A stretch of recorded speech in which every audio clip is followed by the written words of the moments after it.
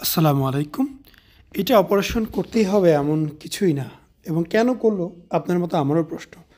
আসলে বিষয়টা হচ্ছে যে আমাদের এই নিপলের নিচে গ্ল্যান্ড টিস্যু থাকে যার কারণে এটা ফুলে ওঠে। পাতলা জামা বা গেঞ্জি পরলে তখন এটা ভেসে থাকে এবং দেখতে খুব বেশি ভালো মনে হয় না।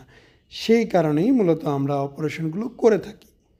আসলে প্রতিটা মানুষের চাহিদা ভিন্ন, তার ইচ্ছা ভিন্ন, তার কষ্টগুলো ভিন্ন। একজন মানুষ আরেকজন মানুষের কষ্ট বুঝবে না, চাহিদা বুঝবে না। এইটাই স্বাভাবিক। সো কখনোই একজন মানুষ আরেকজন মানুষকে জাজ করতে পারবে না নিজের চিন্তা শক্তি দিয়ে। যে যেটা নিয়ে ভুগতেছে তার কাছে ওইটাই অনেক। আপনি চিন্তা করবেন যে আপনার জ্বর আসছে, আপনি খুবই অসুস্থ, খুব কষ্ট হচ্ছে। আরেকজনের একটা হাত নেই, হাত কেটে গেছে, সেও কষ্ট করতেছে। তো দুইজনের কষ্ট দুই রকম।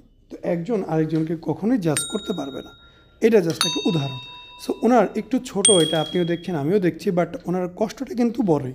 না হলে শুধু শুধু অপারেশন করতে আসেনি।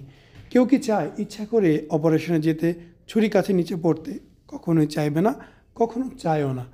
জাস্ট অপারেশন এত সোজা বিষয় না, একটু কষ্ট তো আছেই। একটা অপারেশন করলে কয়েকটা দিন বাসায় রেস্ট থাকতে হয়, অসুস্থ থাকতে হয়, সুস্থ হতে সময় লাগে, নর্মাল কাজ করতে সময় লাগে। তো অবশ্যই একটা মানুষ খুব বেশি কষ্টে না থাকলে, ঝামেলা না থাকলে অপারেশনে যায় না। কেউই আপনি চাইবেন না অপারেশনে যেতে।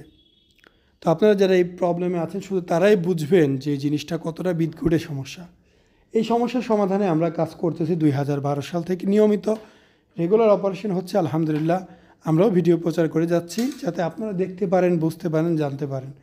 তো আপনাদের যদি এই বিষয়গুলো সম্পর্কে আরও বেশি বিস্তারিত জানার ইচ্ছা থাকে অবশ্যই আমাকে হোয়াটসঅ্যাপ করবেন, বুকের ছবি পাঠাবেন, এসএমএস করবেন। আমি সার্বিক বিষয় আপনাদের বুঝিয়ে বলবো। আসসালামু আলাইকুম, মোহাম্মদ শাকিল হোসেন বলছি।